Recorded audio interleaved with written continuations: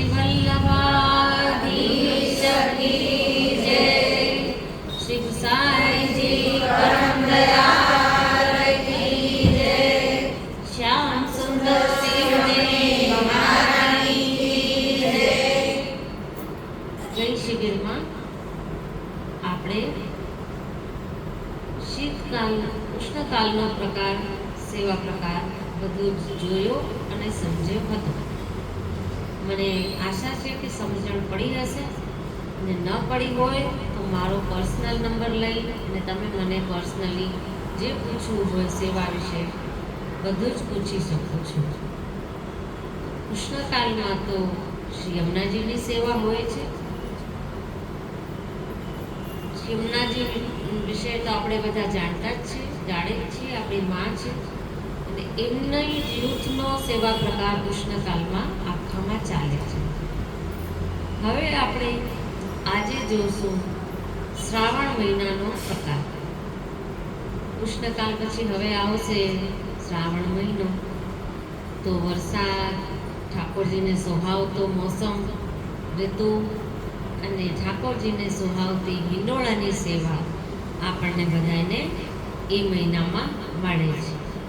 જે વધારાની અધિકની સેવા છે, ઉત્સવની સેવા છે, વર્ષોત્સવની સેવા કહેવાય છે, એ આપણને મળશે. તો હિંડોળાનો પ્રકાર કોના કોના ઘરે છે અને કોણ પહેલેથી હિંડોળા કરે છે. ઘણા વૈષ્ણવ કે અમે તો અડધો શ્રાવણ જાય પછી હિંડોળા કરીએ. એવું ના હોય.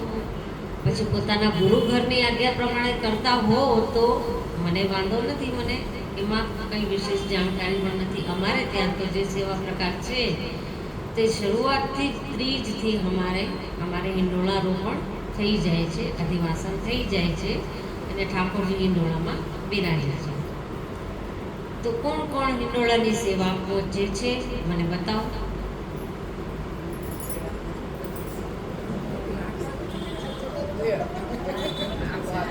સરસ, બધા પહોંચે છે. હવે હિંડોળામાં આપણે ઠાકોરજીને પધરાવીએ એટલે અનેક એમાં ભાવ હોય છે. હિંડોળાના અંદરની જે ગાદી હોય છે એનો ભાવ અલગ હોય છે. પછી હિંડોળામાં ગાદીમાં સફેદી આવતી નથી, મખમલની ગાદી આવે, કારણ કે એ રાજસી પ્રકાર છે. ઠાકોરજી શોભથી અને સુંદર બધું દેખાય, દૃષ્ટમાન હોય એવી રીતના બિરાજમાન થાય છે. તો હિંડોળામાં મખમલની જ ગાદીમાં પ્રભુ બિરાજે છે. અને એમાં પછી ઠાકોરજી બિરાજે, સ્વામીજી જેના ઘરે યુગલ સ્વરૂપ બિરાજતા હોય, યુગલ સ્વરૂપની સેવા હોય એમાં યુગલ સ્વરૂપ બિરાજે, અને લાલન બિરાજતા હોય તો લાલન બિરાજે, લાલનના વેણુજી બિરાજે.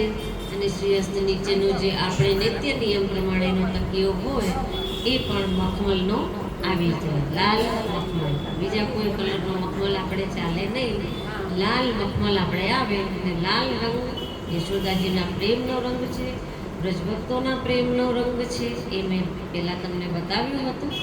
તો એ લાલ રંગના ગાદી ઉપર આપણામાં ઠાકોરજી બિરાજે હિંડોળામાં. અને હિંડોળાના બે પ્રકાર છે.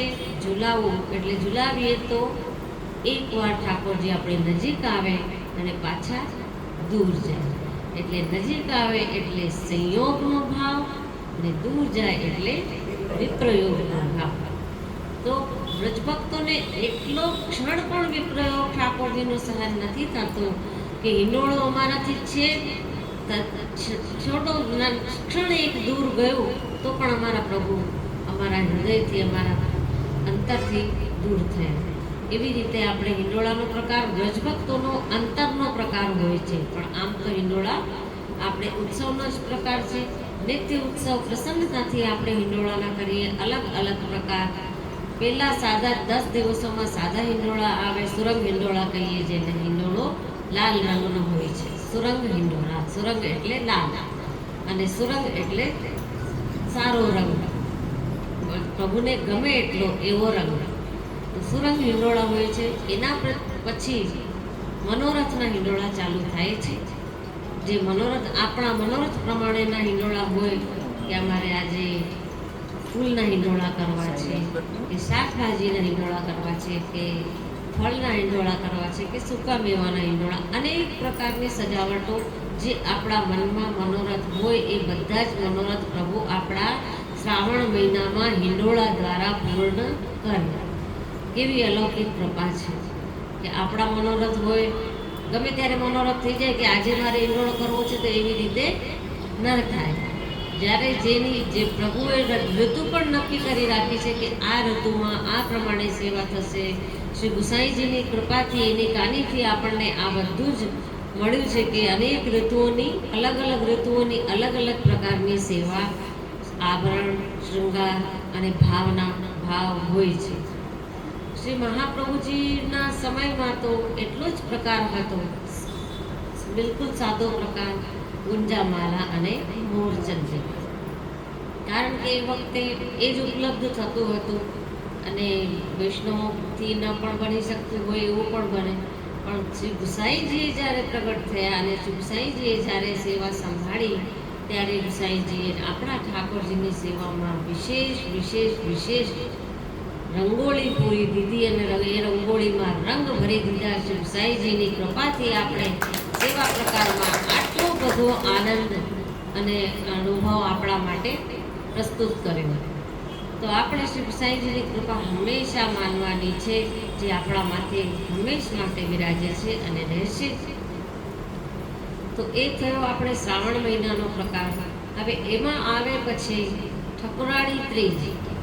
ઠકરાણી ત્રીજ એટલે શ્રી યમુનાજીના યમુનાષ્ટકના પ્રાગટ્યનો દિવસ. અને ઠકરાણી એટલે સ્વામિનીજી.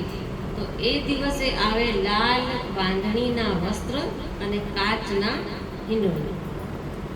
કાચના હિંડોળા તે દિવસે આવે કે એ કાચના હિંડોળા આપણે બાલભાવમાં પણ એ પ્રમાણે કરી શકીએ છીએ કે કાચ જે આપણે હિંડોળામાં બાંધીએ કે જડેલા હોય, તો એ કાચમાં ઠાકોરજી ઝૂલતા શૃંગારથી સજેલા આભરણમાં અને પોતાનું મુખ જોઈને રાજી થાય અને પ્રસન્ન થાય કે આ હું કેવો સુંદર દેખાઉં છું, આજે મારા સેવકે મને કેટલું સુંદર તૈયાર કર્યો છે, કેવા સુંદર પ્રકારથી મારી સેવા કરે છે. પ્રભુ એમાં રાજી પણ થાય, બાલ ભાવમાં પણ પ્રભુ રાજી થાય. અને આમ તો હિંડોળાની ભાવના કિશોર ભાવનાની છે કે સ્વામિનીજી અને ઠાકોરજી બંને સાથે ઝૂલે છે.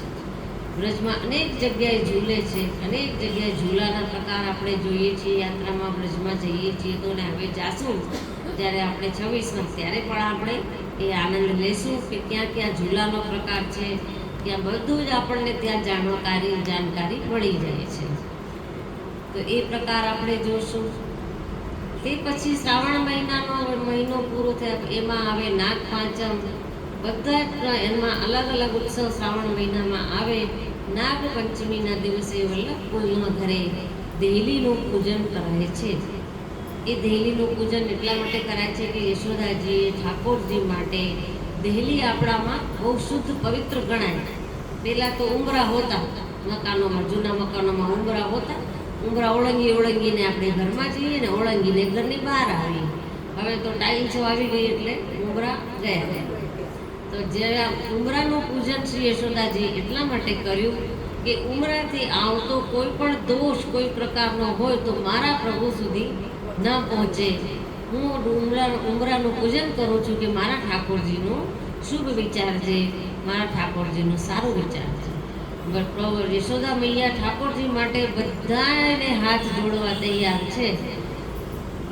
ભક્તોને પણ કહી દીધું કે ભાઈ આ તોફાની છે તો છે, પણ મારો છે તો તમારો પણ છે, અને મારા લાલાને તમે ગમે તે કરો પણ ગાળી ન દેશો. એવું પદમાં પણ આવે છે કે એને કાંઈ કહેશો નહીં, તમારે દૂધ દહીં જેટલું જોઈએ તો મારા ઘરેથી તમે લઈ જાઓ, પણ આને તમે ફરિયાદ મને કરો નહીં ને આને દુભાવશો નહીં.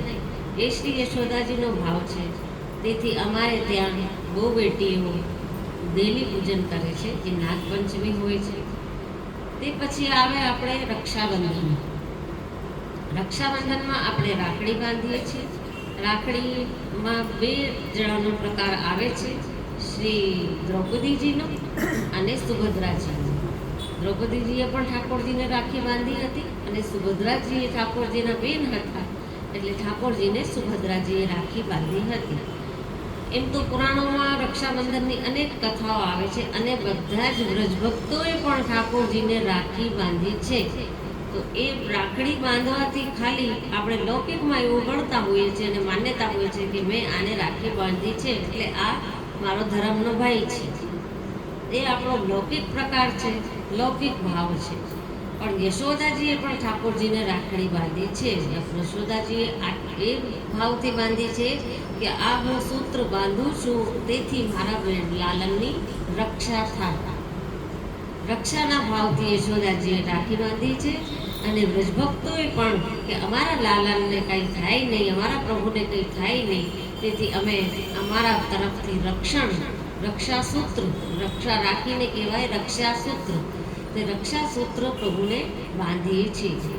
તેથી આપણે આપણા ઠાકોરજીને રાખડી ધરાવીએ છીએ. અને એમાં કીર્તન અને પદ પણ અષ્ટસખાના એ જ પ્રમાણેના આવે છે. રક્ષાબંધન થઈ જાય. રક્ષાબંધન પછી આવે આપણે જન્માષ્ટમીના 15 દિવસ સુધી, રાધાષ્ટમી સુધી પલના ચાલે. રોજ પલના થાય. કારણ કે જ્યાં સુધી રાધાજીનો જન્મ થયો નથી ત્યાં સુધી ઠાકોરજી મોટા થયા નથી. અને જેવો રાધાષ્ટમીનો ઉત્સવ આવે કે આપણા પ્રભુ મોટા થઈ જાય ઝટ. એ પછી રાધાષ્ટમીના દિવસે આપણે જન્માષ્ટમી જેવો જ ઉત્સવ મનાવવો જોઈએ. એટલી જ ભારે શૃંગાર, એટલા જ ભારે આભરણ તે આપણે અહીંયા શૃંગાર ધરીને જોઈએ.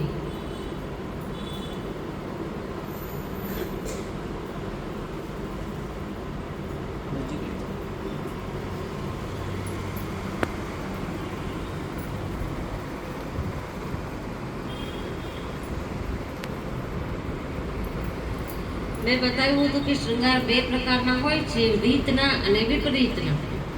રીતના ચાલુ થાય ચરણારવિંદથી મસ્તક સુધી અને વિપરીતના શૃંગાર ચાલુ થાય મસ્તકથી શૃંગાર સુધી. ઘણા વૈષ્ણવોને ખબર ન હોય તો ગમે ત્યાંથી શૃંગાર પ્રારંભ કરી દે. નહીં, પણ એવું ન હોય. પહેલા ચરણારવિંદમાં લેપુર આવે એટલે આપણે દાસ ભાવથી ચરણારવિંદના સ્પર્શથી આપણી સેવા પ્રારંભ કરીએ. તો સૌથી પહેલા આવે ચરણારવિંદમાં લેપુર.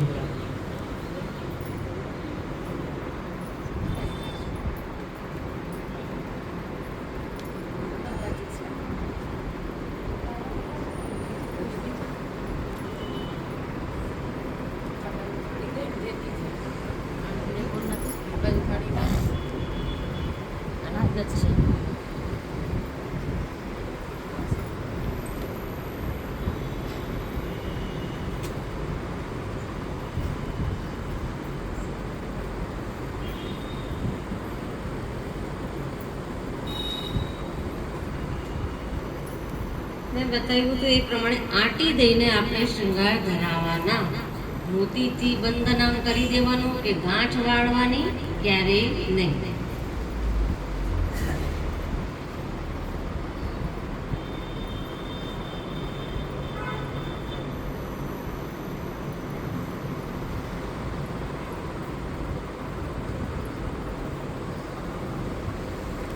એટલે ગાંઠ વચ્ચે ના આવવી જોઈએ. ગાંઠ એટલે કે અંતરાય. જો આપણે ગાંઠ પાડી દીધી એમાં તો આપણા અને પ્રભુ વચ્ચેનો અંતરાય આપણે કર્યો. એટલે ગાંઠ કોઈ પણ આભરણમાં આવે નહીં. માત્ર આંટી વળાય એટલે વડા કરવા હોય શૃંગાર તો આપણે ઊંધી આંટી વાળી દઈએ, તરત શૃંગાર વડા થઈ જાય.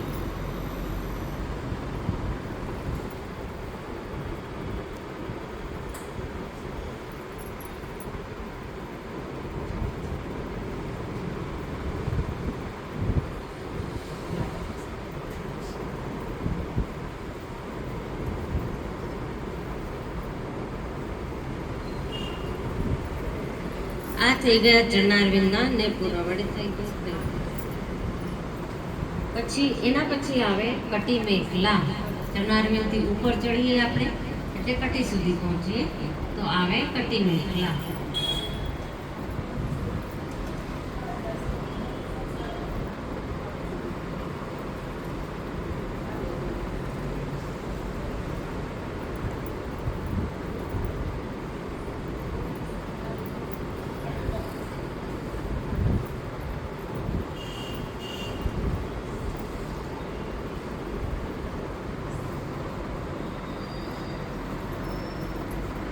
આરતીને એટલા પછી આપણે શ્રીકંઠ સુધી પહોંચી અને શ્રીકંઠનું આવરણ ધરાવીએ. ગોપ ગોપ અવશ્ય આવે એ મેં પહેલાં પણ કીધું હતું. અને ગોપ વગર કોઈ શૃંગાર થાય નહીં. મેં તમને ભાવ પણ બતાવ્યો હતો ગોપનો કે લાલ રંગ શેનો પ્રમાણ છે? સ્વામિનીજી. લાલ રંગ અને આજુબાજુ મોતીની બબે સરો એટલે સ્વામિનીજીની બે જે ભુજાઓ છે એ.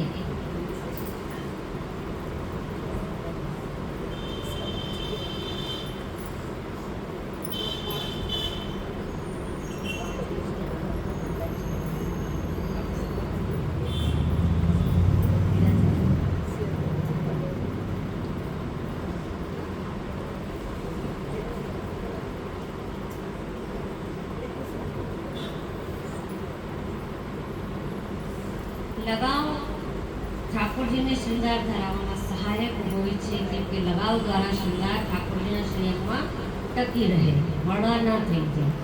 લગાવ શબ્દમાંથી જ આપણને ખબર પડે છે કે લગાવ એટલે આપણા હૃદયનો પ્રેમ. લગાવનો અર્થ, લગાવ શબ્દ એનો અર્થ હોય છે પ્રેમ, ભાવ, આસક્તિ. એ બધું લગાવ આપણો જેટલો ઠાકોરજી પ્રત્યે છે, લગાવ એટલે જ ધરાય છે કે ઠાકોરજીને એ શોભાય. કેમ કે લગાવ જ્યારે શૃંગાર આપણે વડા કરીએ તો લગાવ પણ વડો કરી લઈએ.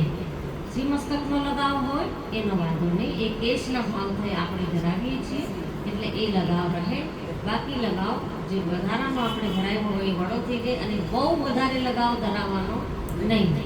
ઠાકોરજીને પણ અણગમો થાય કે આટલું બધું ભારે ભારે વજન વાળું મને કરી દીધું. જેટલો લગાવ જોઈએ છે એ જ પ્રમાણે થોડો થોડો લગાવ ધરાવવાનો અને એ પ્રમાણે શૃંગાર ધરાવતા જવાનો.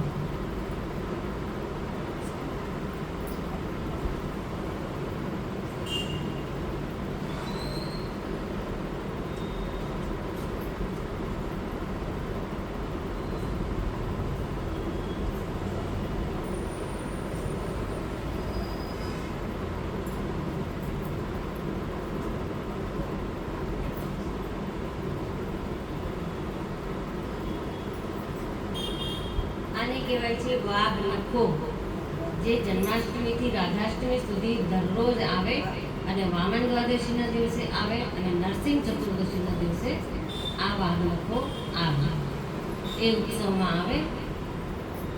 આ વાઘ નખાનો જે ધરાવવાનો ભાવ છે એ સ્વામિનીજીનો છે કે વાઘના નખ ઠાકોરજીના શ્રીયંગમાં ધરાવે છે કે મારા લાલાને કોઈની નજર ન લાગે.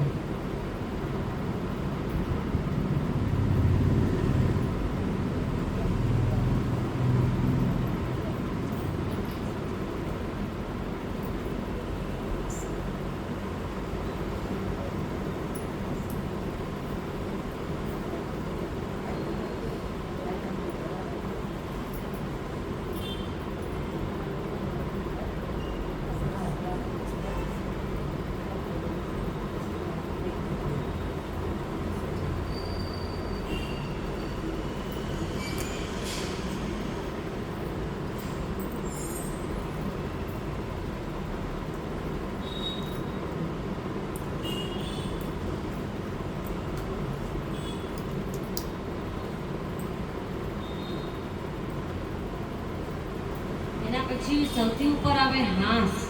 હાંસ હોય ચંદ્ર આકારની હોય છે. અને એના પછી આવે ત્રવલ. ત્રવલ હાંસથી જુદી હોવી જોઈએ, જેમ કે અમે બતાવ્યું છે એ પ્રકારે નહીં, અલગ હોય એને કહેવાય ત્રવલ. અને હાંસમાં જ ઘૂઘરી લટકેલી હોય અને આપણે હાંસ ત્રવલ માની લઈએ એવું ના હોય. હાંસ અલગ હોય અને ત્રવલ અલગ હોય. હાંસ ધરાવાય પછી ત્રવલ ધરાવાય. હાંસનો પણ એક ભાવ છે ચંદ્રાવલીજીનો ભાવ, કેમ કે ચંદ્ર સ્વરૂપ ચંદ્રાવલીજી છે. તો આ ચંદ્રાકાર છે, ચંદ્રાવલીજીનો ભાવ છે હાંસનો. અને એ હાંસની જરૂર ધરાવવાની. ભારે શૃંગાર આવે તો, જો હળવા શૃંગાર હોય તો હાંસ ત્રવલ ના આવે.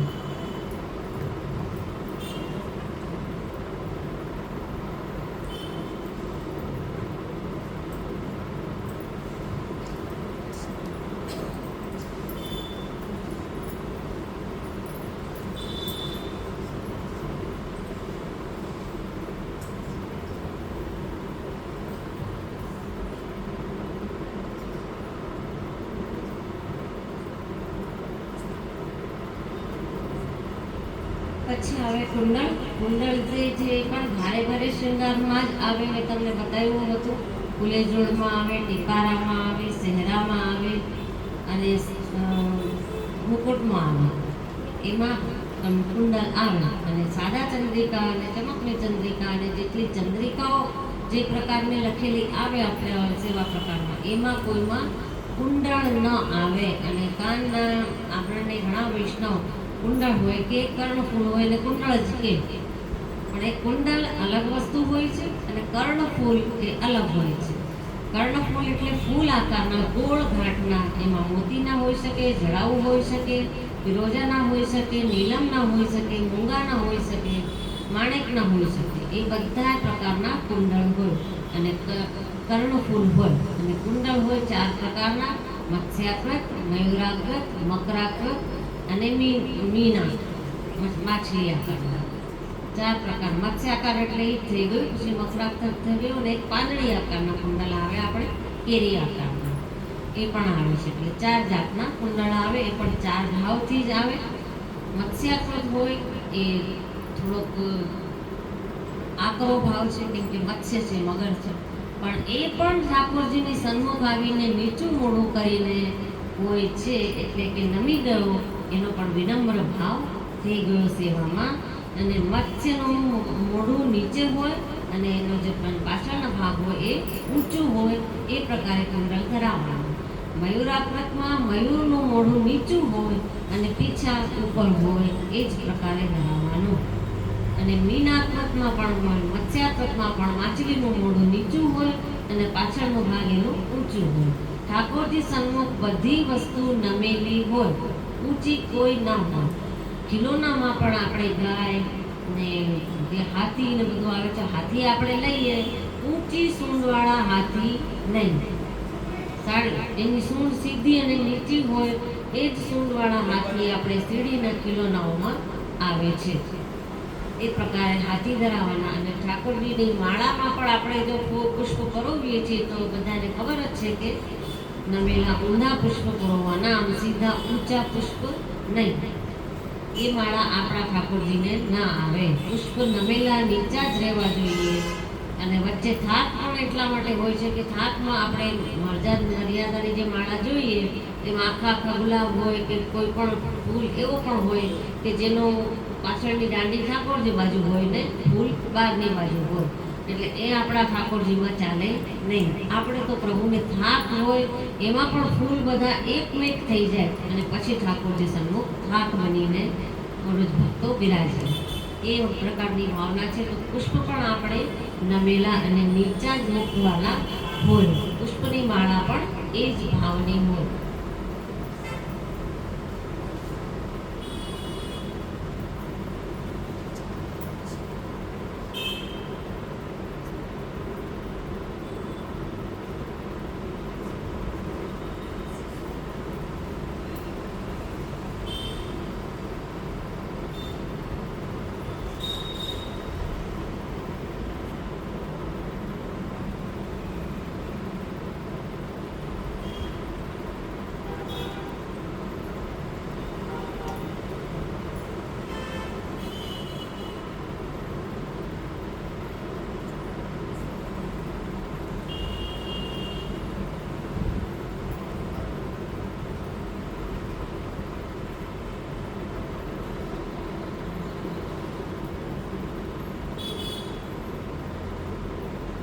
ફૂલવી. પછી જન્માષ્ટમીમાં આવે મોટી જોડ. મોટી જોડ હોય 7ની જોડ કે 5ની જોડ કે 9ની જોડ. 9ની જોડ જન્માષ્ટમીમાં આવે, કેમ કે ભારે શૃંગાર હોય, અતિ ભારે શૃંગાર. જેટલા ભારે આપણાથી થઈ શકતા હોય એટલા ભારે શૃંગાર. જન્માષ્ટમી, રાધાષ્ટમી, મહાપ્રભુજીનો ઉત્સવ, સાંઈજીનો ઉત્સવ, ગોકુલનાથજીનો ઉત્સવ, એ બધા ઉત્સવોમાં આપણે ભારે શૃંગાર જ આવે.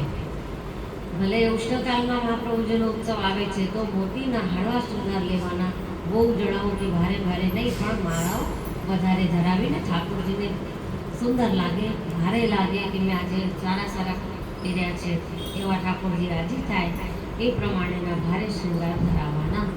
અને જન્માષ્ટમી નો શૃંગાર તો અતિ ભારે હોય, કેમ કે એ તો આપણો શૃંગારનો મોટામાં મોટો ઉત્સવ છે.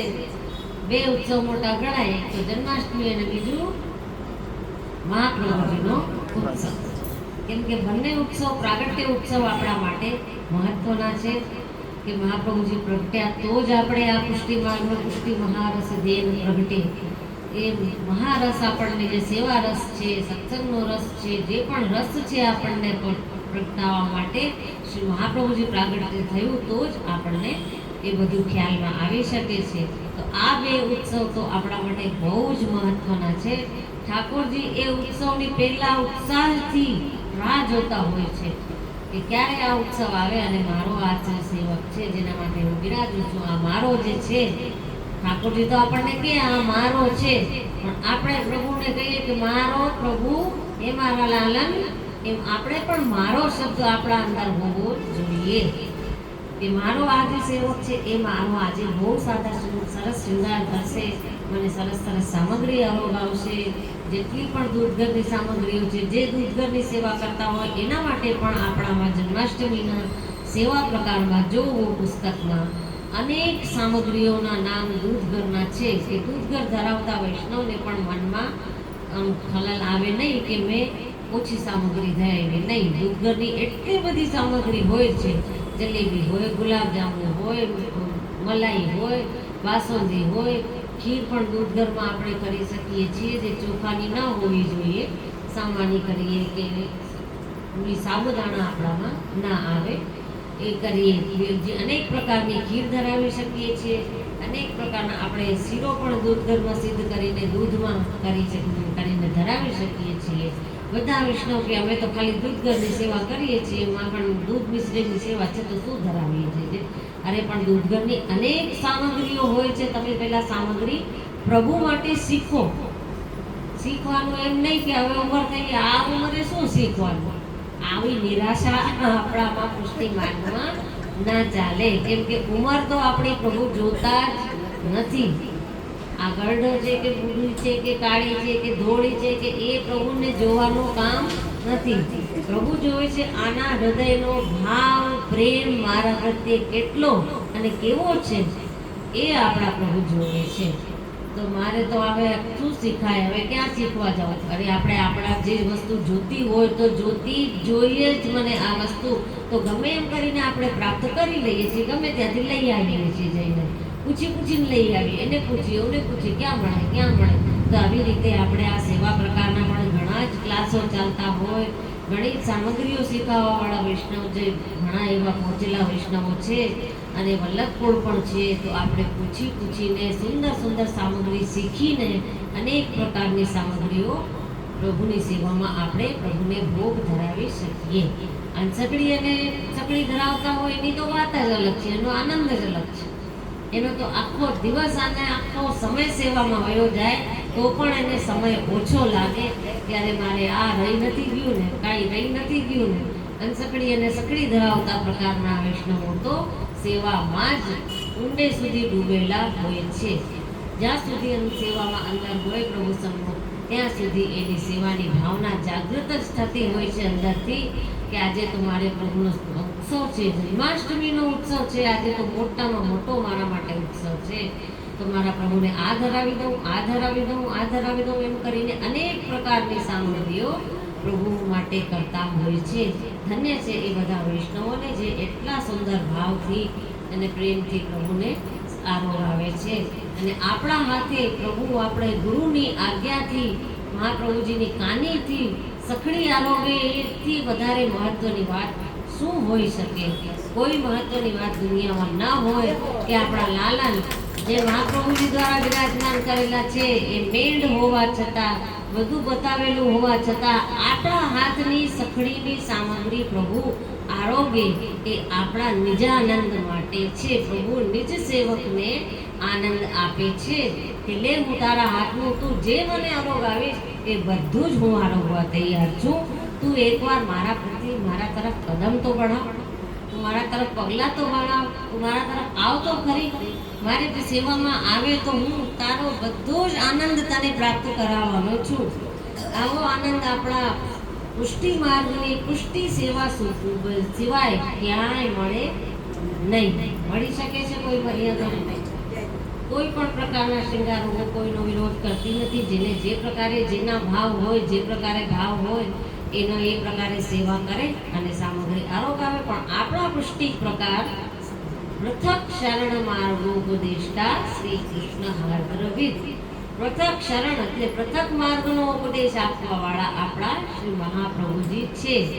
સૌથી પૃથક, પૃથક એટલે અલગ, જે બધાથી અલગ પડે એ છે પુષ્ટિ માર્ગ. અને પુષ્ટિ માર્ગમાં આપણી છે જે આપણે અંતર પ્રકારની સેવા બધી આપણે કરી શકીએ છીએ. આપણા શ્રી હસ્તે પ્રભુ સ્નાન કરે, આપણા શ્રી હસ્તે પ્રભુ જાગે, આપણા હસ્તથી પ્રભુ માખણ આરોગે, મિશ્રી આરોગે, દૂધ આરોગે, સખડી સુધી આરોગે. જો આપણામાં ત્રેવડ હોય તો વૈષ્ણવો સખડી સુધી પહોંચવાથી જ ડરતા હોય છે કે ના અમારાથી સકડી નહીં પહોંચાય. અરે કેમ ના પહોંચાય? તમે પોતે સકડી પોતાના પેટમાં પહોંચાડો છો કે નહીં? તો જ્યારે આપણે આપણા અંદર સુધી બધું પહોંચાડી શકીએ છીએ તો આપણે થોડીક મર્યાદાઓનું પાલન કરી, આજ્ઞાનું પાલન કરી, મેળનું પાલન કરી અને કેમ પ્રભુને સકડીનો આનંદ ન લેવડાવીએ? આવા આપણા ક્યાં ભાગ્ય. બ્રજભક્તો આરોગાવતા કે પ્રભુને દહીંભાત આરોગાવી રહ્યા છે, કે પોતાના હાથે બધું આરોગાવી રહ્યા છે. યશોદાજીને કે આજે હું ખવડાવું લાલાને, તો યશોદાજી આજ્ઞા આપે છે કે હા ચાલ સખી આજ તું ખવડાવ. તો એવી યશોદા સ્વરૂપે શ્રી મહાપ્રભુજીએ આપણને આજ્ઞા આપી છે કે આ લે, હું તારા માથે પધરાવી રહ્યો છું, આ મારું સર્વસ્વ છે, તું તારું સર્વસ્વ જાણીને આની સેવા કરજે. આ શ્રી મહાપ્રભુજીની આજ્ઞા છે. એટલી આજ્ઞામાં આપણે બધું સમજી જવાનું છે કે શ્રી મહાપ્રભુજીએ બધું જ કહી દીધું છે કે આ મારું સર્વસ્વ છે. મહાપ્રભુજીનું સર્વસ્વ કોણ છે? પ્રભુ શ્રીનાથજી, લાલા ઠાકોરજી.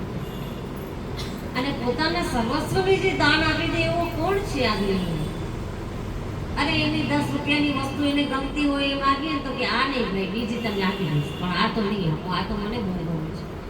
આપણે લૌકિક વસ્તુઓમાં એટલી બધી આસક્તિ હોય છે. તો શ્રી મહાપ્રભુજી તો પોતાના આત્મ સ્વરૂપ, પોતાના હૃદય સ્વરૂપ, હૃદયના જે સંપૂર્ણ સ્વરૂપ, જેમાં શ્રી મહાપ્રભુજીનો સંપૂર્ણ પ્રેમ છે એવા પ્રભુને આપણને સોંપી દીધા છે. તો એવા પ્રભુને આપણે કેમ પુષ્ટાવીને ગુરુ પાસેથી અને પ્રેમથી, ભાવથી કેમ નિત્ય નવી અને અલગ અલગ સેવા ન કરીએ? કેમ ના કરીએ? શ્રી ગોકુલનાથજીના વચનામૃતમાં એક સાંભળવા મળે છે કે રાવણ મરી ગયો તો એનો સૂતક કોણે પાળ્યો?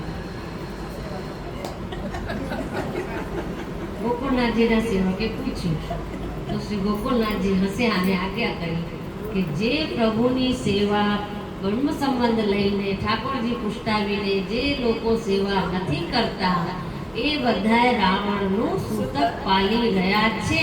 અત્યારે પણ પાલી રહ્યા છે.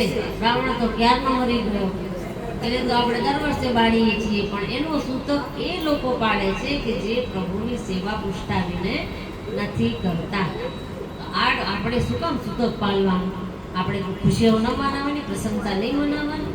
આપણે પુષ્ટાવીને આનંદથી, અત્યધિક આનંદથી, અલગ અલગ ભાવથી, નિત્ય નવા ભાવથી આપણે નિત્ય નવી આપણે પ્રભુની સેવા કેમ ના કરીએ?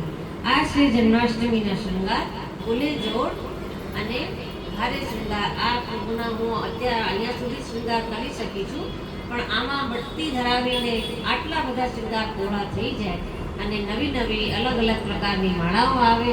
આમાં તો માણેકની માળા, હીરાની માળા, પન્નાની માળા, નીલમની માળા, બધી જ પ્રકારની જેટલી ચડાવની માળા હોય એટલી જન્માષ્ટમીમાં આવી જાય. એમાં કોઈ બંધન નથી. શૃંગાર જેટલા વધારે અને સુંદર કરો એટલા પ્રભુ માટે આપણે કરી શકાય. એ છે જન્માષ્ટમીનો ઉત્સવ. એ જન્માષ્ટમીનો અને કોઈને જન્માષ્ટમીનો કોઈ ભાવ કે એના માટે પૂછવું હોય તો અત્યારે પૂછી લે.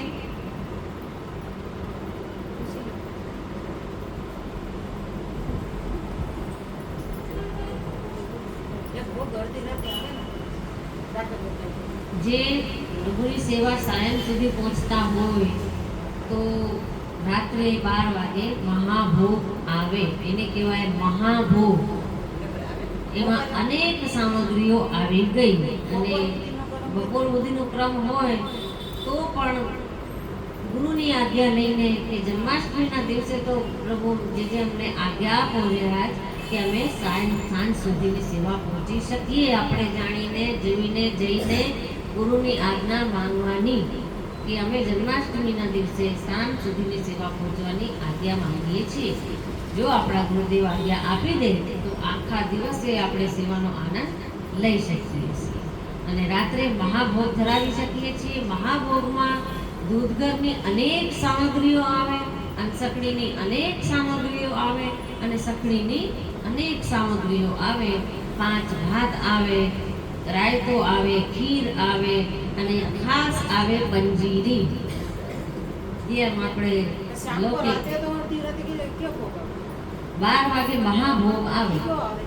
મહાભોગ નામ સખડીને બધું જ ભોગ આવે અને સાજવાનું એ રીતે કે ઠાકોરજીની ડાબી બાજુ, ઠાકોરજીની જમણી બાજુ આવે દૂધગર અને ફળ ફૂલ મેવા. એ પ્રમાણે સાજી અને એક હળદરની મેળ કરી દેવાની.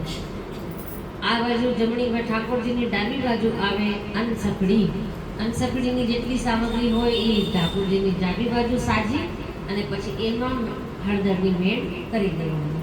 અને વચ્ચોવચ્ચ આવે સખડીનો થાળ અને એ સખડીના થાળની બંને બાજુ પણ મેળ હોવી જોઈએ. એટલે હળદરની મેળ કરીએ તો આપણે દૂધગર અને સખડીમાં અને સખડીમાં સ્પર્શ ન થાય અને એક સાથે જો સ્પર્શ થાય તો બધું જ સખડી થઈ જાય. પછી એ ઠાકોરજી ખાલી સખડીના ભાવથી જ બધી સામગ્રી આરોગી શકે. એટલે આપણે આ પ્રમાણે મેળ કરવી જરૂરી છે. મેળ કરીને પછી ઠાકોરજીને આપણે બધી પ્રકારની સામગ્રીઓ આરોગાવીએ. રાત્રે 12 વાગે પણ વૈષ્ણવો આપણા ઘરે આપણા પ્રભુનો આનંદ લેવા માટે ભોગ ધરી શકીએ છીએ. રાતનો મહાભોગ ધરી, મહાભોગનો સમય પોણો કલાકનો લગભગ હોય છે. પોણો કલાક ન ધરીને તમે 20 મિનિટ ધરતા હો તો 20 મિનિટ, 25 મિનિટ જેટલે તમે ધરી શકતા હો એટલા પ્રમાણે કાણી આપી ઠાકોરજીને ભોગ ધરી બારે આવીને જન્માષ્ટમીના મધ્યરાત્રિના કીર્તન અલગ હોય છે. અષ્ટસખામાં જન્મના કીર્તન એ ગાવાના, એ પદ બોલવાના અને પછી પ્રભુને આચમન કરાવી. એ દિવસે મંદિરોમાં તો નિધિ સ્વરૂપમાં તો શૃંગાર વડા થાય નહીં. પ્રભુ આખી રાત મહાભોગ આરોગે. કેમ કે સામગ્રીઓ નિધિ સ્વરૂપમાં મંદિરોમાં તો એટલી બધી હોય છે કે પ્રભુને આરોગતા આરોગતા આખી રાત વીતી જાય, ધોઈ જાય.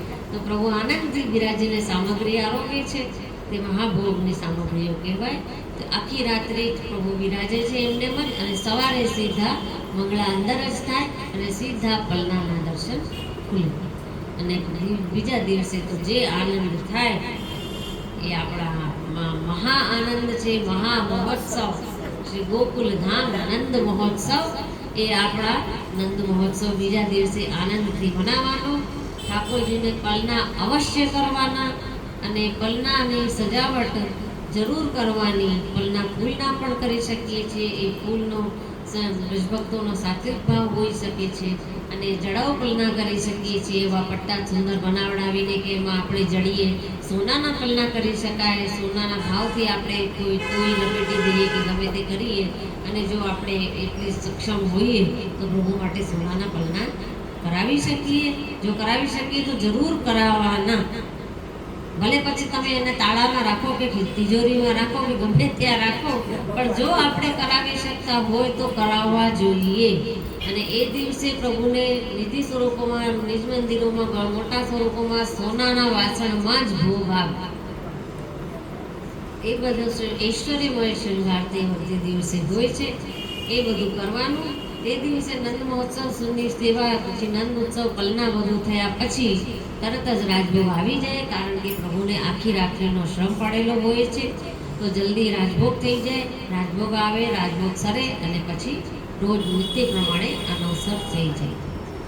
તો એ અનુસર સુધીની સેવા પહોંચવાની આપણે નંદ મહોત્સવના દિવસે. પણ જે વૈષ્ણવ સખડી ન ધરાવતા હોય એ પણ જો મનમાં તડપ જાગતી હોય કે દુઃખ જાગતો હોય કે ક્ષોભ થતો હોય કે આજે હું આટલો મોટો ઉત્સવ છે તો પણ મને મારા પ્રભુને હું સખડી નથી અરોગાવી શકતી કે નથી અરોગાવી શકતો, તો હું કેમ નહીં મારા ગુરુદેવની આજ્ઞા લઉં કે જન્માષ્ટમીની મને આજ્ઞા આપો પ્રભુ, આપ જે કે હું સખડી આરોગાવી શકું. જો ગુરુદેવ આજ્ઞા આપે તો અવશ્ય સખડીની સામગ્રી આરોગાવી જોઈએ. સખડી મહાપ્રસાદ, સખડી મહાસામગ્રી છે જે શ્રી સ્વામિનીજીનો ભાવ છે. સખડી આરોગાવે એ વૈષ્ણવ તો ધન્ય છે કે એને સ્વામિનીજીની કાનીથી સેવા મળે છે કે લે જે સેવા હું કરું છું એ તું પણ કર. સખડી જે આરોગાવે છે એ તો મહાભાગી વૈષ્ણવો છે કે જે, અને જેટલો ઠાકોરજીને જે આરોગાવે એવા ઘણા વૈષ્ણવ મેં જોયા છે જે છે અત્યારે પણ, કે જે ઠાકોરજીને આરોગાવે એ જ પોતે લે, પોતાના માટે બીજું નવું બનાવીને લે નહીં. ભલે સવારે કોઢાડી દે સખડી ધરીને, તો સવારની મહાપ્રસાદ એ સાંજ સુધી ઢાંકી રાખે અને સાંજે પણ એ જ લે. એવા વૈષ્ણવો મેં જોયા છે કે પ્રભુ ઠાકોરજી જે અમે તો જે પ્રભુને હું ધરાવું છું એ સાંજ સુધી હું એ જ લઉં છું, કેમ કે મારા ઠાકોરજી એ જ આરોગ્યા, તો હું બીજું નવું કેવી રીતે લઉં? અને આપણે તો નિત્ય નવું લઈએ, પીઝા લઈએ, ફલાણું. અત્યારે મને તો નામે નથી આવડતા, એટલું બધું થઈ ગયું છે ખાવાનું કે જેનું કોઈ હદ નથી, જેનું કોઈ પાર નથી. એ બધું બધા લે છે, પણ પ્રભુને આરોગાવે માત્ર બોલો મિશ્રી. પ્રભુ મિશ્રીમાં બધું જ માની લેજો. આપ તો બહુ જ સમર્થ છો, બધું આરોગી શકો. કેમ ના આરોગી શકો? આપ તો મિશ્રીમાં બધું માની. અમારા ઠાકોરજી તો મિશ્રીમાં બધું માની લે. એ નથી માની લેતા, તમે મનાવીને છૂટી જાઓ છો. એ તો એ ક્યાંથી માને? એ તો નિત્ય નવ આરોગવા વાળા પ્રભુ છે. એને નવનીત લાલ, એને નિત્ય નવું ભાવે. એ માખણ મિશ્રીમાં કેમ માખણ મિશ્રી હતું તોય યશોદાજી કેટલું બધું આરોગાવતા. પ્રભુને પ્રિય તો માખણ મિશ્રી છે, પણ તોય યશોદાજી નિત્ય નવ સામગ્રી સિદ્ધ કરીને ઠાકોરજીને ડગડા ભરીને આપણે નિત્ય લીલા વાંચીએ તો ખબર પડશે. શ્રી હરિરાય મહાપ્રભુજીની નિત્ય લીલા અવશ્ય વાંચજો.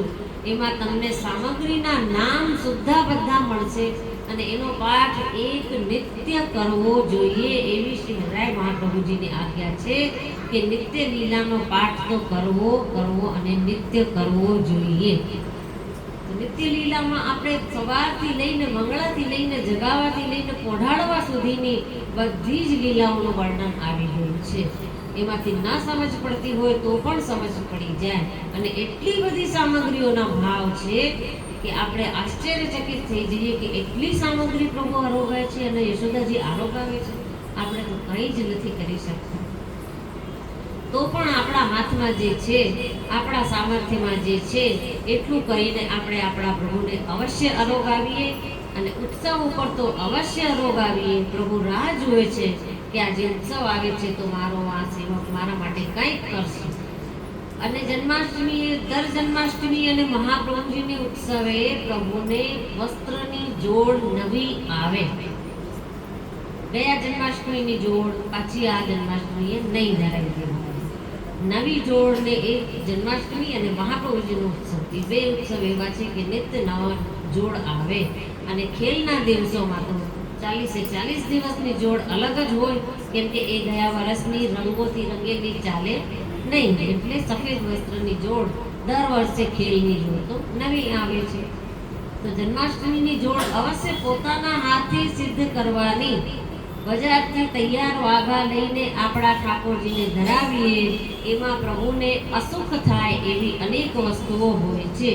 એમાં તમે જુઓ, જરીનો વસ્ત્ર કોઈના ગળામાં તો નીચે અસ્તર હોય તો એટલા કડક હોય કે આપણે હાથમાં લઈએ તો થાય કે આ શું છે, આટલે આપણને હાથમાં ખૂંચવા માંડે તો પ્રભુને શ્રીઅંગમાં કેટલું ખૂંચતું હશે.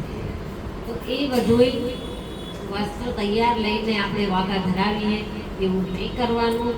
શીખીને પ્રભુ માટે બધું જ શીખવાનું. મેં હમણાં કહ્યું કે આપણે આપણા માટે નથી શીખવાનું, દુનિયા માટે નથી શીખવાનું. જે શીખવાનું છે આપણા ઠાકોરજી માટે શીખવાનું છે. તો પ્રભુનું બધું શીખો કે મારે સેવા કેવી રીતે કરવી, મારે વસ્ત્ર કેવી રીતે બનાવવાના, મારે આભરણ કેવી રીતે બનાવવાના. તો વસ્ત્રની સિદ્ધ કરવાની સેવા તો ચિત્રા સખીની છે લીલામાં. તો તો એ સેવા તો આપણા હાથે જ આપણે કરવી જોઈએ. વસ્ત્ર સુંદર ઠાકોરજીના સિદ્ધ કરવા, સુંદર કોમળ અસ્તર અંદર મૂકવું નીચે કોટનનું, પછી અને એમાં તોય ઉપર મૂકીએ તો એવી રીતની મૂકીએ, અને અહીંયાનો ગળાનો થોડોક ભાગ વાઘાનો જે આવતો હોય એમાં તોય નહીં મૂકવાની. ઠાકોરજીને અહીંયા બંને ભાગ ભેગા થાય તો એ તોય હોય તો પ્રભુને કોમળ શ્રીઅંગમાં ખૂંચે, એટલે થોડાક ભાગમાં તોય રહેવા દેવાની, પછી બધી બાજુ તોય મૂકીને સુંદર વસ્ત્ર તૈયાર કરવાના. અને વસ્ત્ર સેવાનું જો શીખવું હોય કઈ પ્રકાર છે શું છે તો એની પર આપણે શિબિર રાખશું ભવિષ્યમાં, અને વસ્ત્ર જરૂર શીખવાડીશું તમને બધાને. અને બીજું પાગ આવે ને એ બધું પણ કોમળ કોમળ સુંદર હોવું જોઈએ. ઘણા વૈષ્ણવો છે એવા ભગવદીએ જે હાથે બધું સિદ્ધ કરતા જાણે છે. ઘણાને પાગ એટલી સુંદર આવડે, એટલો સુંદર ગુલે બનાવતા આવડે, તો એ વૈષ્ણવો પાસે બનાવડાવો અથવા એની પાસે તમે શીખો. પણ પ્રભુને હાથે બનાવેલી સુંદર વસ્તુ ધરાવવાની, બજારમાંથી લઈને ઓલી ગમથી ચિપકાવેલી, ગોંદરથી ચિપકાવેલી જે વસ્તુ હોય, જે શૃંગાર હોય, જે કુલે જોડ પાગ બધું હોય, એ ઠાકોરજીને શ્રમ થાય, ઠાકોરજીને ખૂંચે અને વાગે. એવી સેવા કે આપણી સેવાથી પ્રભુને અસુખ થાય એવી સેવા આપણા હાથથી ક્યારેય થવી જોઈએ નહીં.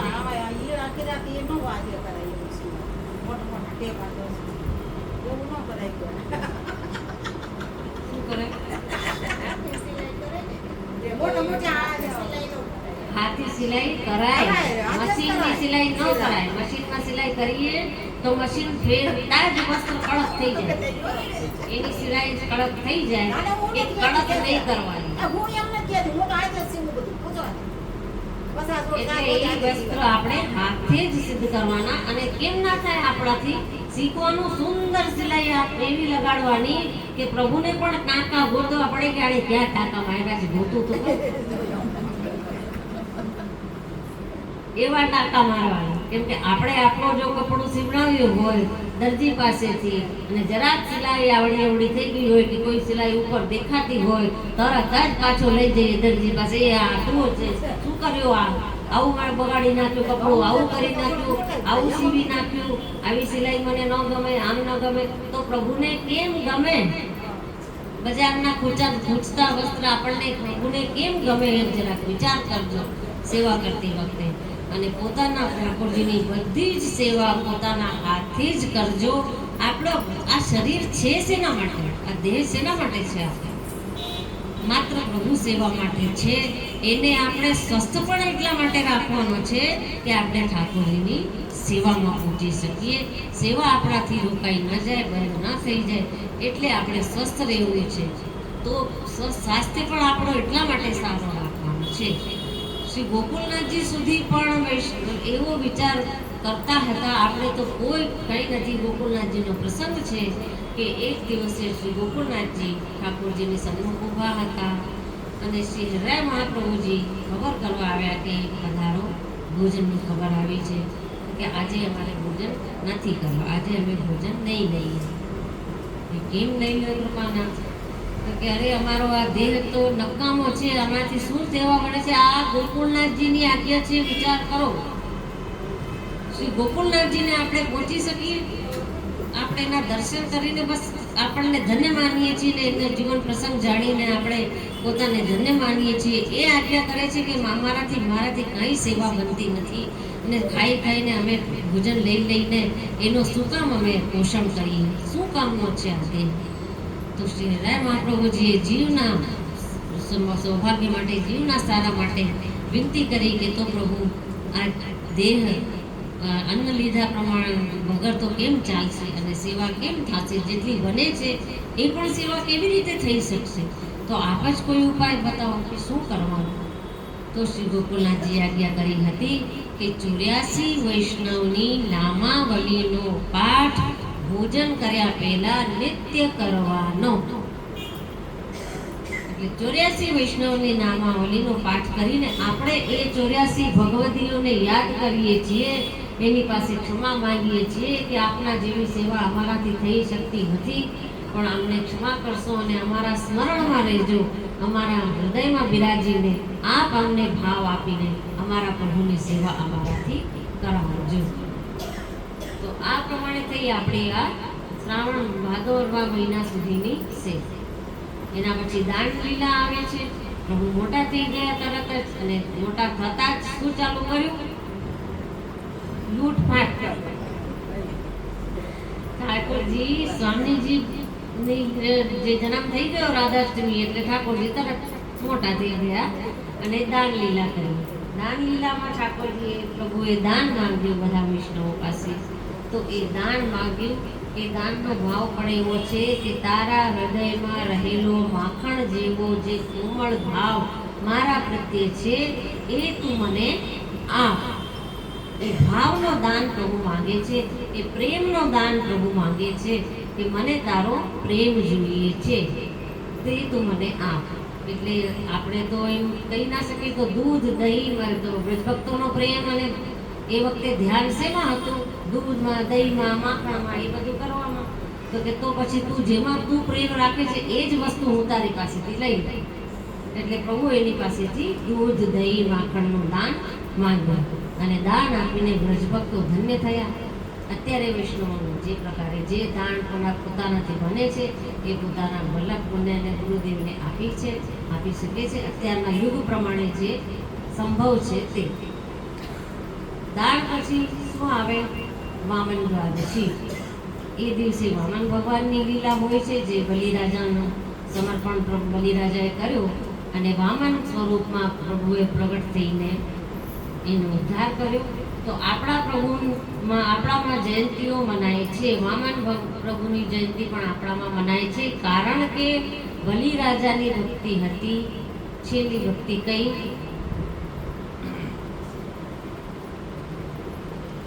આત્મનિવેદન, આત્મસમર્પણ ભક્તિ. સમર્પણ ભક્તિ જે હતી એ બલિરાજાની હતી. સમર્પણ જે કર્યું એ બલિરાજાએ કર્યો. એટલો મોટો રાજા હતો, એટલો બધો જાહો જલાલી બધું એની પાસે હતું. તો વામન ભગવાનનો વામન સ્વરૂપ જોઈને એને એક જ ક્ષણમાં નિર્ણય લઈ લીધો કે હા, હું તમને દાન આપીશ. ભલે પ્રભુએ પછી મોટા સ્વરૂપે થઈને એની પાસેથી ત્રિલોકીનું દાન લઈ લીધું, કારણ કે પ્રભુને દેવોનું કાર્ય કરવું હતું સિદ્ધ, એ અલગ લીલા છે. પણ બલિરાજાની ભક્તિના કારણે આપણામાં આ જયંતિ મનાય છે, કેમ કે આપણે નવધા ભક્તિનો પ્રકાર છે. તો જેનામાં જે જે ભક્તિનું સ્વરૂપ આવતું હોય એ ઉત્સવ આપણામાં મનાવતા જ હોય છે. તો વામન દ્વાદશીનું થયું. વામન દ્વાદશી પછી શું આવે?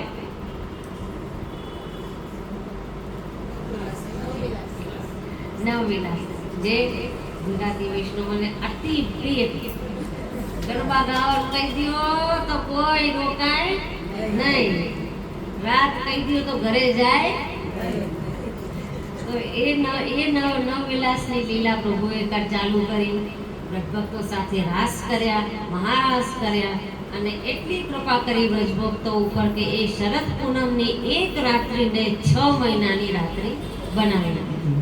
પૂર્ણ ચંદ્ર માત્ર શરદના દિવસે જ ખીલે છે, અને એક દિવસે તમે ચંદ્રના ખાસ દર્શન કરજો. એમાં સફેદી હોય છે, પીળાપણું હોતું નથી. નિત્ય પૂર્ણિમા આવે છે એમાં પીળો ચંદ્ર હોય છે, પણ શરદ પૂર્ણિમાના દિવસે શ્વેત ચંદ્ર હોય છે. તો શ્વેત ચંદ્ર એટલે ચંદ્રમાની રોશની એ દિવસે વધી ગઈ, અને એની રોશનીમાં એના પ્રકાશમાં પ્રભુએ મહારાસ બ્રજમાં કર્યો અને બ્રજભક્તોના ભાવ પૂર્યા, ભાવનો પૂર્ણ કર્યો. અને એ નવધા ભક્તિ 9 દિવસોમાં એક સખીની લીલા, એક સખીની સામગ્રી, એક સખીના અલગ અલગ પ્રકાર, એ બધું સેવા પ્રકારમાં લખેલું છે. અને એ ઉત્સવ પ્રમાણે આવતું જશે. તે ગ્રુપમાં હું બધાને મોકલતી જઈશ કે આજે કઈ સખીના ભાવથી કઈ સામગ્રી આરોગે છે, કયા વસ્ત્ર ધરાવે છે, કયા શૃંગાર ધરાવે છે. એ નવધા ભક્તિમાં 9 દિવસ અલગ અલગ સખીની લીલા, અલગ અલગ સખીની સામગ્રી અને અલગ અલગ સખીના ભાવનો રાસ એ પ્રભુ કરે છે. પછી એના પછી આવે છે દશેરાનો દિવસ. દશેરાનો દિવસ હોય છે રામચંદ્રજીની જીત, એટલે બુરાઈ ઉપર અચ્છાઈની જીત. તો ભલાઈની જીત એટલે પ્રભુ રામચંદ્રજીએ રાવણનો વધ કરીને ઉદ્ધાર કરીને દુષ્ટોનો શમન કર્યો હતો. તો એ પણ ઉત્સવ દશેરાનો આપણામાં મનાય છે, કારણ કે રામચંદ્રજી જે છે એ પ્રભુના હાસ્ય અવતાર છે. હાસ્યનો અવતાર છે. પ્રભુ હસ્યા એમાંથી રામચંદ્રજીનું પ્રાગટ્ય થયું. અને એ રામચંદ્રજીએ પણ દુષ્ટોનો ઉદ્ધાર કરવાની લીલા કરી છે. તો એનો ઉત્સવ પણ આપણામાં રામનવમી પણ મનાય છે અને દશેરાનો ઉત્સવ પણ આપણામાં મનાય છે. અને દશેરાના દિવસે શ્રી યશોદાજીએ ઠાકોરજી માટે માઠ સિદ્ધ કર્યા. માઠની સામગ્રી હોય છે જે મઠડી જેવી હોય, મોટી સાઈઝની હોય અને જાડી હોય, જેમાં ચાસણી 4, 5, 6 ઘણી પૈડામાં ચાસણી આવી હોય. શ્રીનાથજીમાં નાથદ્વારામાં તો 8 ઘણી ચાસણી હોય. અત્યારે તો નામ લઈએ તો નામથી બધાને ડાયાબિટીસ થઈ જાય. તો એટલી ચાસણી જે માઠમાં હોય છે. તો આપણે પણ જો આજ્ઞા મળે આપણા ગુરુદેવની અને માઠની સામગ્રી 10 માઠ આરોગવામાં આવે છે. એ દશેરાના ભાવથી દસમના દિવસે દશેરા એટલે 10 માઠ, 10 પ્રકારના 10 માઠ ઠાકોરજીને આરોગવામાં આવે છે. એ દશેરાનો દિવસ હોય છે અને એ દિવસે સફેદ જરીના વસ્ત્ર, દશેરાના દિવસથી આપણા પ્રભુને વાઘા આવવાના ચાલુ થઈ જાય. લાલનને વાઘા આવે દશેરાથી અને બંધ થાય રામનવમીથી. વાઘા બંધ થઈ જાય રામનવમીથી અને વાઘા ધરાવવાના ચાલુ થાય દશેરાના દિવસથી. તો દશેરાના દિવસથી જરીના વસ્ત્ર ધરાવી અને એ જ ભારે શૃંગાર આવે છે, સુંદર શૃંગાર આવે છે, ખુલ્લે જોડ ને એ બધું. અને એ જ દિવસે આપણે દશેરાનો દિવસ મનાવવાનો. એ પછી તો આપણે દિવાળીના ઉત્સવ ને બધું જ ચાલુ થઈ જાય. ઉત્સવોનો તો કોઈ અંત નથી. ઉત્સવોના આપણે તો નિત્ય ઉત્સવ છે. જો તમે સાતે ઘરની પ્રણાલિકા પોતાની પાસે રાખો અને વાંચો તો તમારે નિત્ય ઉત્સવ કરવું પડે. કેમ કે સાતે ઘરમાં ક્યાંક ને ક્યાંક તો કોઈને તો ઉત્સવ હોય છે. સાતે બાળકોના 7 સ્વરૂપ અલગ અને 7 બાળકોની રીત અલગ, પરંતુ પ્રભુમાં બધાની પ્રીત એક જ. રીત ભલે અલગ હોય પણ પ્રીત એક જ છે. તો એ એક જ આપણા હૃદયની ઊંડાણની, આપણા હૃદયમાં જેટલા આપણે પ્રેમ ભરી શકીએ છીએ એટલી પ્રીતથી ઉમળકો આવે, પ્રીતનો, પ્રેમનો આપણે ઉભરો આવતો જાય, એવી પ્રીતથી આપણે આપણા પ્રભુના સેવા શૃંગાર કરવા જોઈએ. એ પછી દશેરા દિવાળી પછી આવે દેવ દિવાળી. એ દિવસે આપણા લાલનને પરણાવવાના. કોની સાથે? તુલસીજી સાથે. એ તુલસીજી સાથે ઠાકોરજીનો વિવાહ આપણામાં લખેલો છે. એ પ્રકારે કરવાનો. પણ તુલસીજી એટલે આપણા કાલિંદીજી, જે પ્રભુની અષ્ટપ્રક્રિયામાં આવતા હતા એનો સ્વરૂપ છે. અને તુલસીજીનો બીજો પણ ભાવ અનેક આવે છે. સખી લીલામાં પણ એ સખી રૂપ છે. તો એ પ્રમાણે પ્રભુ એની સાથે પણ વિવાહ કરે છે. અને દેવ દિવાળીના દિવસે દેવ ઉઠી જાય એટલે દેવતા જાગી જાય. તે દિવસથી લગ્ન પ્રસંગ બધું ચાલે. ચાતુર્માસના 4 મહિના બધું બંધ થઈ જાય અને દેવ દિવાળીના દિવસથી ચાલુ થઈ જાય. દેવ દિવાળીના દિવસે પણ ઠાકોરજીને એટલો જ ભારે શૃંગાર અને ભારે ઉત્સવ મનાવવામાં આવે છે. મહાભોગ એટલી બધી સામગ્રીઓ રોગાવવામાં આવે છે. અને જ્યારે મુહૂર્ત લખેલું હોય ટિપ્પણીમાં જોઈ લેવાનું. ક્યારેક સવારના મંડપ હોય છે, ક્યારેક સાંજના મંડપ હોય છે, ક્યારેક શયનમાં મંડપ હોય છે, શૃંગારમાં મંડપ હોય છે. કે એ પ્રભુએ એ જે પ્રણાલિકા તૈયાર કરી છે એ જે જ્યોતિષીઓના નક્ષત્રને બધું જોઈને એ પ્રમાણે પ્રભુ માટે કરતા હોય છે કે મારા પ્રભુનો ઉત્સવ સારા સમયમાં મનાય. એટલે એ સમય જોઈને ઉત્સવ આપણે નિર્ધારિત કરેલા હોય છે. તો એ પ્રમાણે મંડપ તૈયાર કરવાનો. જો પ્રભુની સેવા તમે બધી જ પહોંચવા માંગતા હો તો હવે સેવા પ્રકારના પુસ્તકો પણ મળે છે કે જેમાં મંડપો બનેલા હોય છે. એને જોઈને આપણે મંડપ ખડીથી સિદ્ધ કરીએ છીએ. ગેરુથી, લાલ ગેરું હોય એનાથી આપણે મંડપ સિદ્ધ કરવાનું. એમાં જળ કરીને ઘોડીને આંગળીથી સિદ્ધ થતું જાય સુંદર. એ વહુ બેટીઓની સેવા હોય છે નિધિ સ્વરૂપોમાં. એ મંડપ સિદ્ધ કરીએ છીએ.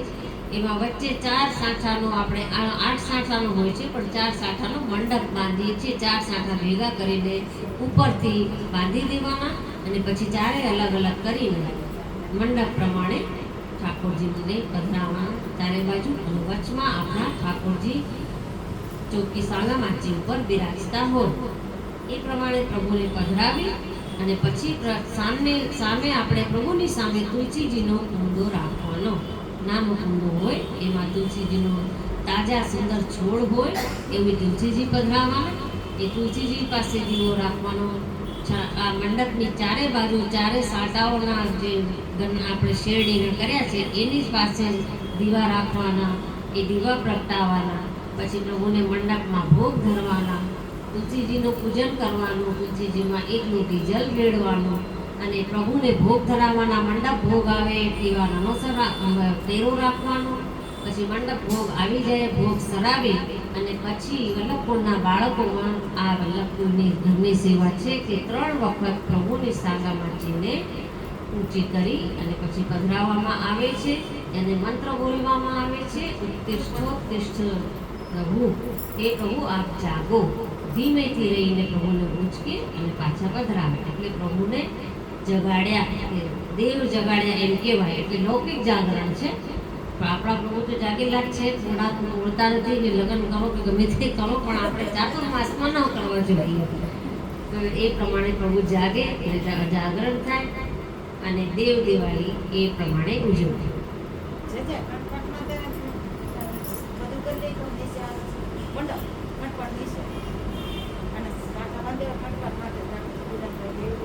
સીડી ના આવે ને એમાં, ચોકી રહે ખાલી ચોકી જ હોય. ચોકીની ચારે બાજુ મંડપ બાંધી શકો, સીડી ન હોય.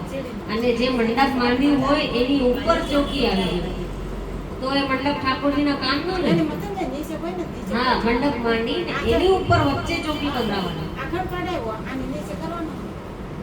પણ મંડપ ઉપર જ ચોકી પધરાવવાની અને એ ચોકીમાં ગાદી પધરાવવાની અને ગાદીમાં ઠાકોરજી પધરાવવાની. ત્યારે સફેદી વળી થઈ જાય અને મખમલ રહે.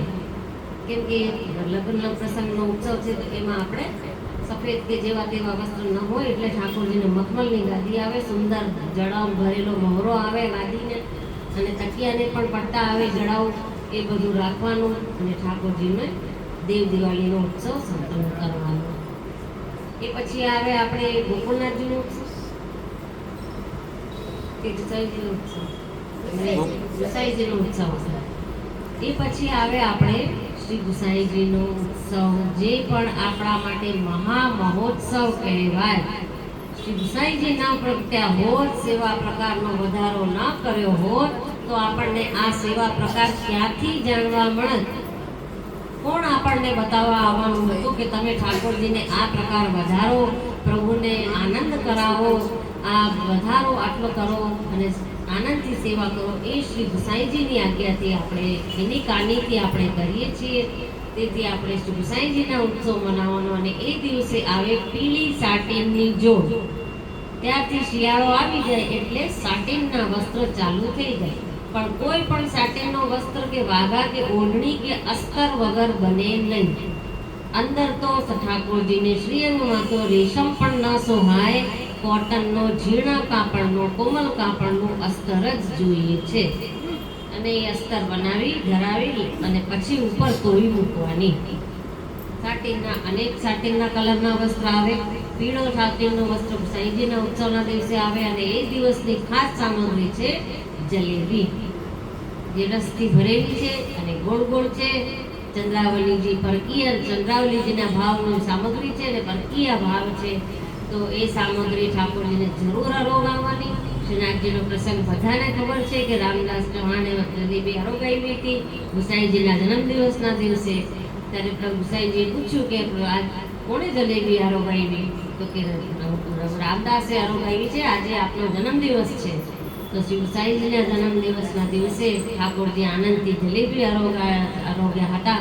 બોલો શ્રી ગુસાઈજી પરમ દયાળ કી જય. તો ગુસાઈજીના ઉત્સવના આનંદમાં પ્રભુએ જલેબી આરોગાવી. તો એ પ્રમાણે પણ ગુસાઈજીના ઉત્સવની આજ્ઞા કે હું જલેબી કેવી રીતે આરોગાવું. ઘણા વૈષ્ણવો હવે બટેકાની જલેબી કરી લઈએ ને રોગ આવી દે, દૂધ ધરાવીએ છીએ ને આપણે. મેં તમને પહેલા કહ્યું કે ગુરુદેવની આજ્ઞા લઈ લેવાની કે આપ આજ્ઞા આપો તો હું ઉત્સવમાં અંસકડી કે સકડી આળો હોઈ શકું. પોતાની શક્તિ પ્રમાણે જે હોય એવી આજ્ઞા લઈ લેવાની, તો પ્રભુને આનંદ કરાવવાનો. એ ગુસાઈજીનો ઉત્સવ હોય ત્યારથી સાટીના વસ્ત્ર ચાલુ થઈ જાય, અને વાઘો સાટીનો આવે, ઓઢણી સાટીની આવે, અને ભારે શૃંગાર જ આવે. શિયાળામાં પ્રભુને ભારે શૃંગાર આવે. એના પછી આવે શ્રી ગોકુલનાથજીનો ઉત્સવ, જે પણ મહા મહોત્સવ કહેવાય છે. ગોકુલનાથજીની સૃષ્ટિમાં તો આ ઉત્સવ એટલો ધૂમધામથી ઉજવે કે આપણે એમ જોતા રહી જઈએ કે આવો ઉત્સવ કોણ ઉજવી શકે. આનંદથી પોતાના એકબીજાને ગલે લઈ લે, એકબીજાને આનંદ કરાવે, અને જય જય શ્રી ગોકુલેશ મારો ધણી ગોકુલેશ, જય જય શ્રી ગોકુલેશ મારો ધણી ગોકુલેશ. ગોકુલનાથજીની સૃષ્ટિમાં અતિશય આનંદથી આ ઉત્સવ ઉજવાય છે. અને આપણા તો રસિયા પ્રભુનો પાટોત્સવ પણ એક દિવસે આવે છે, તો આપણા માટે તો એ મહા આનંદનો ઉત્સવ છે. અને એ ગોકુલનાથજીનો ઉત્સવ આપણે એ મને કીર્તનની કડી યાદ ના આવે. ગોકુલનાથ પ્રગટ થયા રે, આયો મહોત્સવ. ગોકુલનાથ પ્રગટ થયા રે, આયો મહોત્સવ. મારા તનના તાપ ગયા રે, આયો મહોત્સવ. મારા તનના તાપ ગયા રે, આયો મહોત્સવ. આ મહાઉત્સવ ધોળમાં પણ મહાઉત્સવ આયો, મહાઉત્સવ. અને તનના તાપ ગયા રે, મારા તનનો તાપ દૂર થઈ ગયો. શ્રી ગોકુલેશ પ્રભુ પ્રગટ થયા. ગોકુલનાથજીનો ઉત્સવ આવી જાય, એ પછી આવે સીધા આપણા ઉત્તરાયણના દિવસે. ઉત્તરાયણનો ઉત્સવ આવે એ હંમેશા 14મી જાન્યુઆરી મનાવવામાં આવે છે, પણ આપણે તિથિ પ્રમાણે જ આપણામાં ઉત્સવ મનાવવામાં આવે છે. ઘણીવાર બહારના લૌકિક ઉત્તરાયણમાં ને આપણા ઉત્તરાયણમાં ફેર હોય છે. એ આગલા દિવસે હોય ને આપણે બીજા દિવસે હોય, એવું હોય છે જ આપણામાં. કેમ કે આપણે નક્ષત્ર પ્રમાણે અને બધું જોઈને એ પ્રમાણે ઠાકોરજીના સુખ માટે આપણે ઉત્સવ કરીએ છીએ. આપણા માટે તારીખ મહત્વની નથી, આપણા માટે પ્રભુનો સુખ મહત્વનું છે. તો એ ઉત્સવ આવી જાય છે ઉત્તરાયણનો. તો એ ઉત્તરાયણ સુધી આજનો ક્રમ આપણે રાખી અને પછી આવતીકાલની શિબિરમાં આપણે આગળના ઉત્સવ વિશે વાત કરશું. ત્યાં સુધી આપણે રાહ જોઈએ, આનંદ કરીએ, પ્રભુને આનંદથી લાડ લડાવીએ. ખૂબ લાડ લડાવજો પ્રેમથી. પ્રભુ તમારાથી બોલતા થશે, અવશ્ય વાતો કરશે અને તમને કહેશે કે હવે તું મારા માટે આ કર. જો તમે એકવાર બોલવાનો ચાલુ કરો તો એ બોલવાનું બંધ થાય એમ નથી. હૃદય આપણું હોય જ. કેમ લૌકિકમાં હોય છે એટલું બધું તો અલૌકિકમાં કેમ નથી હોઈ શકતું? હૃદયને પીગળાવવાની જરૂર છે. આ છે ને પથ્થર થઈ ગયો છે, પાણો થઈ ગયો છે અંદર આપણા, કે લૌકિકમાં ઝટ પીગળી જાય. અને પ્રભુ માટે આપણે બે આંસુ કોઈ દિવસ પાડીએ નહીં. જે દિવસ આપણા આંસુ પ્રભુ માટે પડશે ને એ દિવસે આપણા લાલન આપણી સન્મુખ આવીને અમ્મા ક્ષત્રાણીની જેમ આપણી પાસે માગીને છેડો પકડીને સાથ આપી. ભાવ લાવવાની જરૂર છે વૈષ્ણવજનો, પ્રેમ લાવવાની જરૂર છે કે આપણા લાલનને આપણે કેમ વધારે લાડ લડાવી શકીએ. જેટલી વાર આપણે સેવા કરીએ એટલી વાર તો એમાં રહીએ.